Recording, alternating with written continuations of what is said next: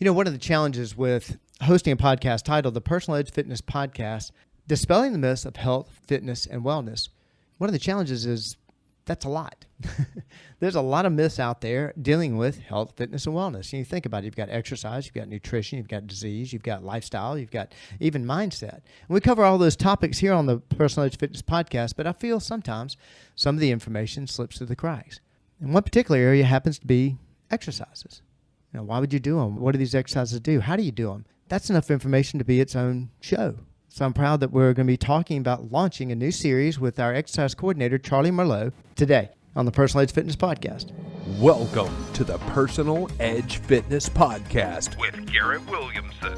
Health, wellness, exercise, nutrition, and a whole lot more. Got questions? Call us and leave a message at 251-278-EDGE or message us at Personal Edge Fitness on Facebook and Instagram, at Team PE on Twitter, or personaledgefitness.com. Hey, good day and welcome to the Personal Edge Fitness Podcast. My name is Garrett Williamson. I'm president of Personal Edge Fitness. Thank you so much for joining me today, and thank you so much for liking and sharing these podcasts. It's really helping grow our audience. But I appreciate you tuning in, especially this one, because we're talking about, well, of course, what do we do? Exercise, you know, and I brought a specialist on there. I brought our exercise coordinator on today, Charlie Marlowe. Welcome back to the show. Thank you. Appreciate it. Glad to have you. You are the expert in this. You're going to see what I mean by that. You're actually going to see in this new program that we're launching why Charlie is the exercise coordinator. This is something that outside of his faith and his family that I think he spends the most time on, you know, just faith, researching. family, and fitness. Exactly. Bingo. Yeah, there you go. That's awesome, man. I can't believe I didn't come up with that. You should That's have. Cool. Exactly. But before we get going, let me tell you how to get in touch with the show. If you're interested in this podcast or any others, or as always, and some of the best ideas we get are from our audience, if you have a question dealing with dispelling the myths of health, fitness, and wellness, please contact us, area code 251-278-3343. That's 251-278-EDGE. You can also reach me at Garrett, Garrett, at personaledgefitness.com. That, of course, also is our website, Personal Edge Fitness, our Facebook page. Hit me up on X at Team PE if you are so inclined. All right.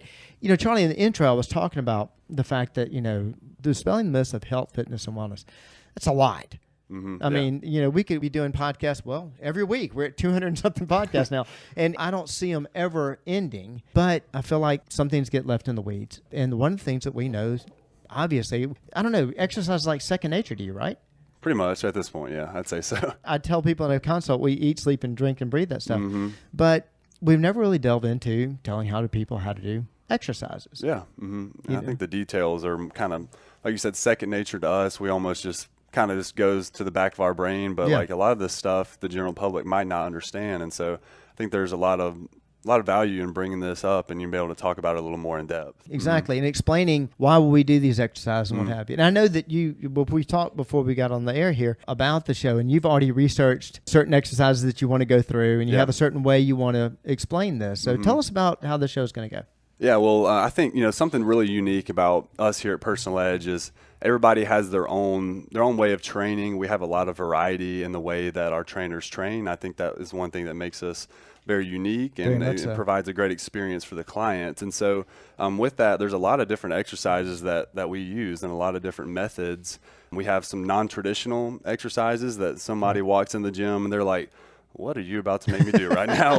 Or I can't believe I'm about to do this, you know, but there is some value in those exercises. Then we have, you know, your body weight exercises. So just exercises where you're not using any equipment at all. It's just body weight. And I think when we do our online sessions, I think that provides a whole nother level of the experience, because we don't even have to have a client in the facility in order to give them an effective workout.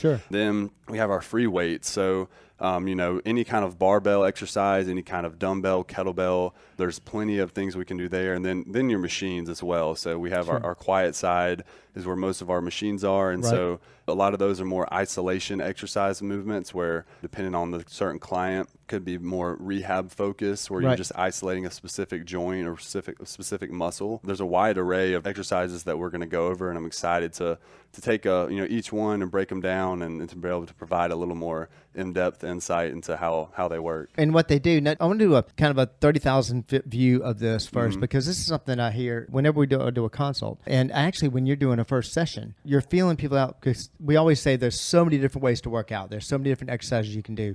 What would you guess on a quad glute. To develop quad glutes, how many exercises? Oh my gosh. I mean, well over 100. I mean, all the variations you could come up with. Right. I would argue into the thousands. Yeah. And I honestly think if I challenged you, you probably could come up with that many. Yeah. And so right or wrong really doesn't play into this. It's the goals. It's what actually speaks to people's limitations. But the 30,000th view is we hear all the time body weight versus free weights. And the big one is free weights versus machines. Yep. And I always thought that was kind of ridiculous to have the two competing. Give us a little overview of, why would you do body weight? Why would you do free weights, machines? Kind of quick overview of just those three principles.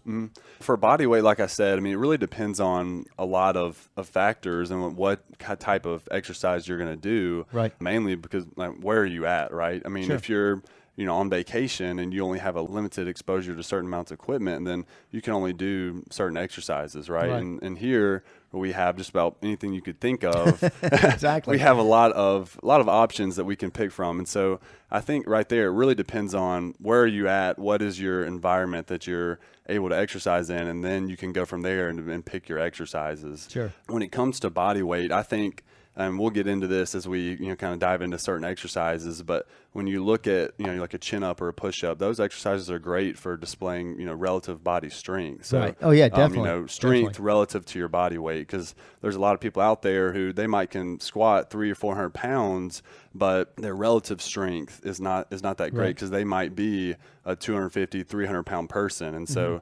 Really, when you do the math, it's not like their strength is that great compared to someone who might be smaller than them, but is actually a little stronger relative to their body weight. True. And the big one I hear is fear of free weights, or I work out so good, I don't do machines. And that's wrong. I mean, you give us the differences, why, pros and cons of free weights, pros and cons of machines. Why would you do either one of them? Starting off, I'd say a pro of free weights is you get a little more of the stabilizing muscles to engage, right? So because the weights are not on a track, and they're not supported, you have to use those stabilizing muscles, which is beneficial, right? You want to be able to train those. Versus the free weights, it's going to be more of a guided movement. It's I almost like to say it's almost impossible to mess it up. Machines machines. Yeah, machines are more of a guided movement, so it's almost impossible to mess it up because it's on a guided track, which can be beneficial because if you're in a rehab setting where someone has an injury, that might be a better way to start when you're trying to work on strengthening the muscle,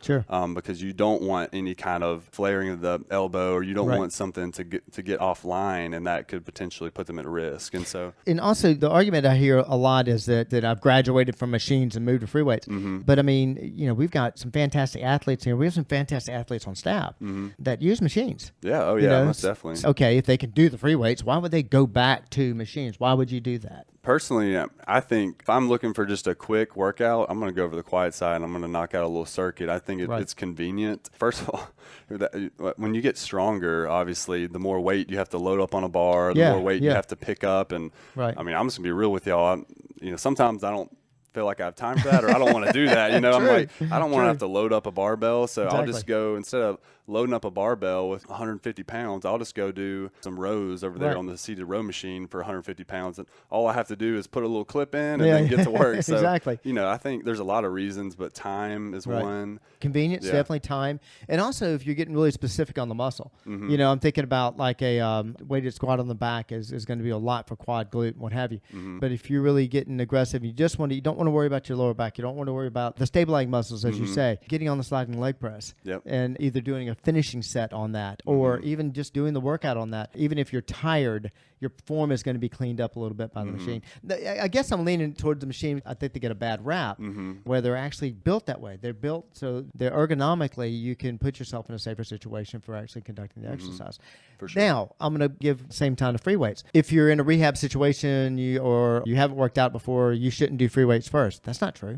No, not at all. I mean, we train free weights with a majority of my clients I work with, and I know everyone else does too, because again, there's a lot of value in doing it. But I think it really comes down to having someone who knows what they're doing, so can say, hey, like actually you need to clean up your form a little bit here.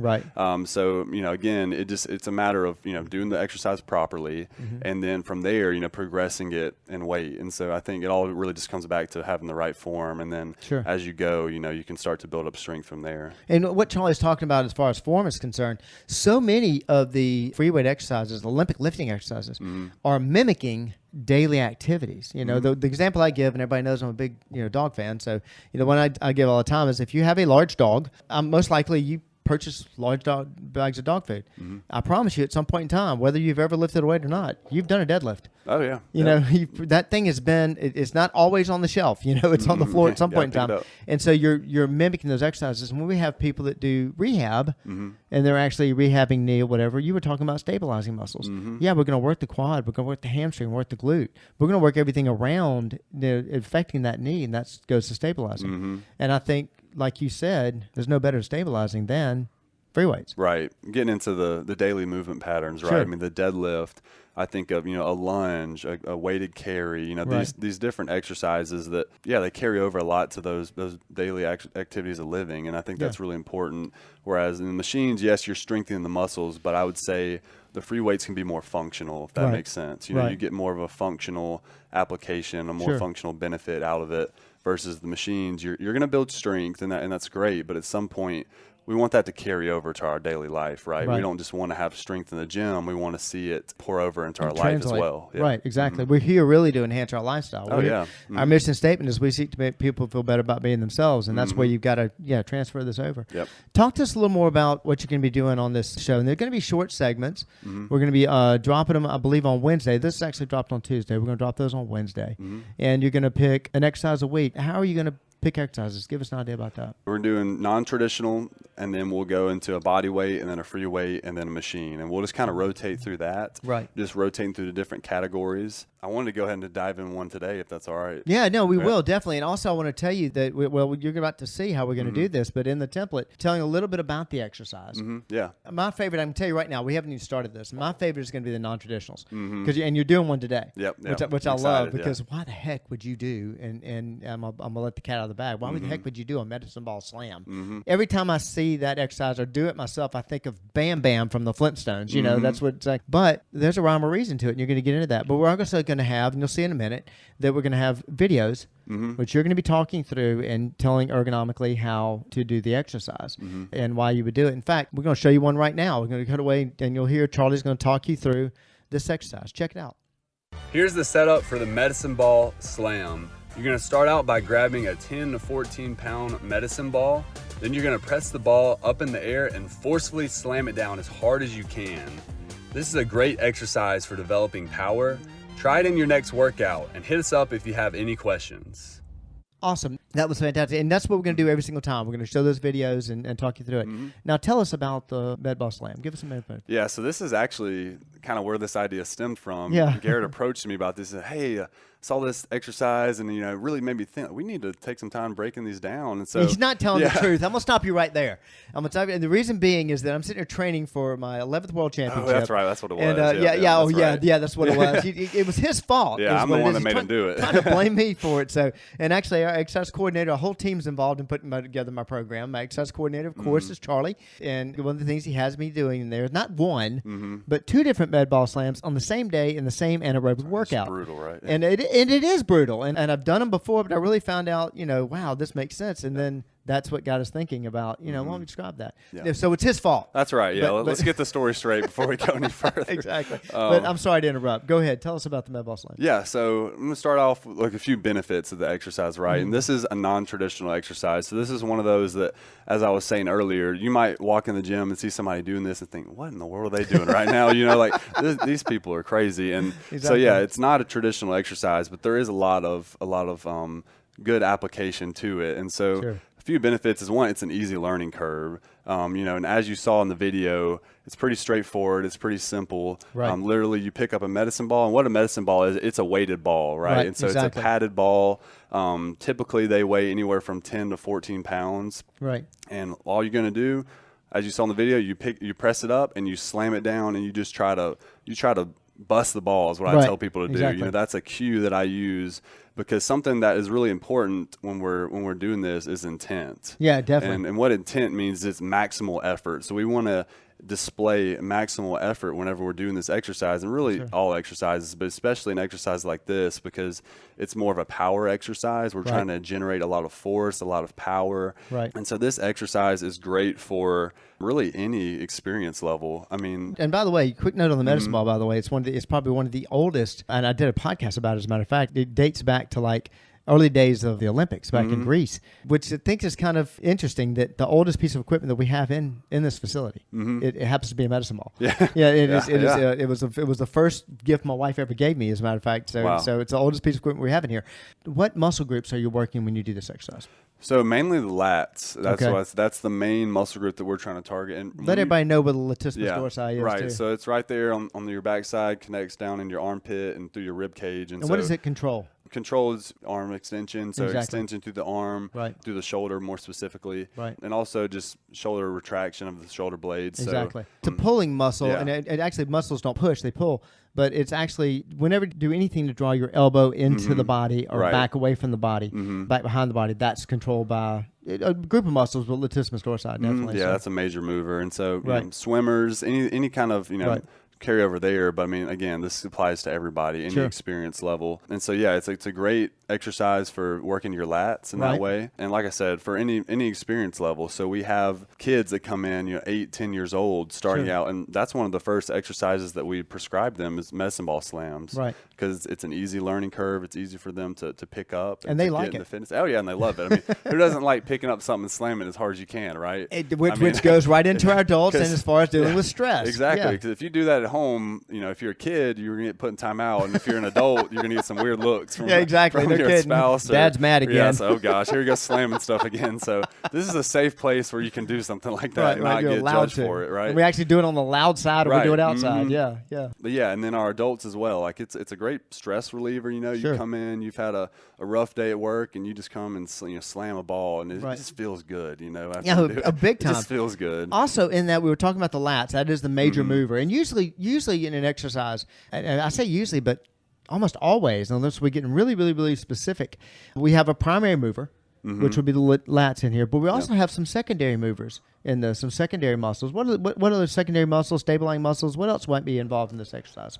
One that comes to the top of my head that a lot of people might not think about in the specific exercise is your core, your abdominals, your rector spinae and your back, just the 360 degrees of your core, because as you're going to slam that ball, all that force is translating from up here down to the floor. Oh wow! Yeah. And you're really, it's a violent exercise, if you will. You're really putting a lot of aggression into that, and so as you translate down, that weight is coming down from the top all the way down through your legs. And so that's one that I think might get overlooked is you're really training your core through that, how to translate force from the top of your body down to the bottom. And we talked about kids, and we talked about quote unquote adults doing this, but I mean, even seniors. I mean, and you were saying violent. True, it is. It's an explosive exercise. Explosive, yeah. But would you use this with seniors at all? Would you use this with some of our older population? Most definitely, because as we've mentioned in previous podcasts, as we tend to age and people neglect those type of movements, right? It's not because time passing on a calendar. Bingo, I have to throw that in there, but it's because we stop doing these type of exercises, right? We stop jumping, we stop running, we stop skipping,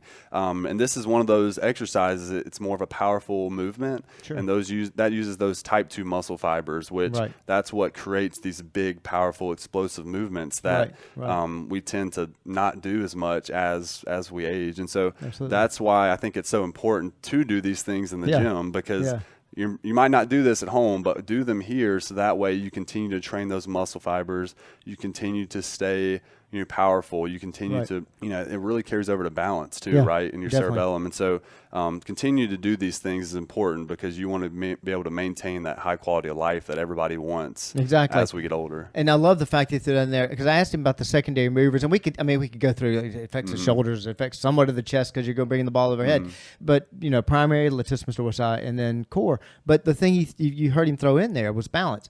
How it affects the cerebellum, because you're taking your body through several planes of motion, several different planes that's going to affect your balance. This is why we want to go over this. This is why we want to start this show, to delve into why the heck would you do that. And I think you can understand there's a lot more going on than you may or may not expect. There's one other tip I wanted to Please, give go before, ahead. Add in before we there. wrap up on the med ball slam. So for those watching, the viewers, if you do try this exercise, Yes. I just want to warn you.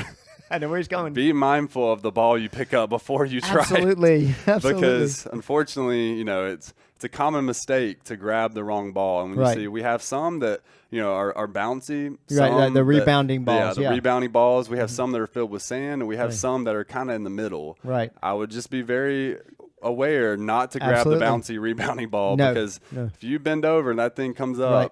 you might get a busted nose. Yeah, I'm just that's letting say you know, may yeah. get that nose job that you either wanted or didn't want, one or Mm-hmm. the other. Exactly right. So and we've had some split because we grabbed the wrong ball Right, too. yep, So mhm. so yeah, that awesome tip. Yeah, just awesome wanna throw tip. that in So- there. And like anything else, and I'm sure Charlie would agree, you know, start light. It's the best way to start on this. Yep. And then kind of slowly progress your way up. So if you need help with that, of course, that's what we're here for. The number one reason why people come to see us is our expertise. And as Charlie said at the beginning, doing the right form, especially when it goes to free weights and what have you, knowing the right combination, knowing the right movements and what have you, and doing it correct is going to keep you from getting hurt. Charlie, I'm looking forward to this. Yeah, It's going to be me a lot of too. fun. We're going to be dropping these next Wednesday, and we're going to have one every single week, different exercise. Hey, if you're interested, throw out your favorite exercise. Give us a call and let us know what exercise, why would you do that, or how do you do this, or what am I doing when I do this exercise? Give us a call at area code 251-278-3343. That's 251-278-EDGE. You can reach me at Garrett@personaledgefitness.com. You can reach Charlie at personaledgefitness.com. Let us know what exercise you're interested in us going over. We'd be more than glad to give you full credit, and be more than glad to, if you want it, and more than glad to go over the exercise in the series. Charlie, thank you for being on the show yet again. Yeah. And man, I'm really looking forward to this. So, Same. explaining exercises, the correct way to do them, is just one more way we help you reach your level of wellness. Thanks for listening to the Personal Edge Fitness Podcast with Garrett Williamson. Subscribe now and be a part of the show by calling 251-278-EDGE or message us on Facebook and Instagram at Personal Edge Fitness or at Team PE on Twitter, and visit us at personaledgefitness.com.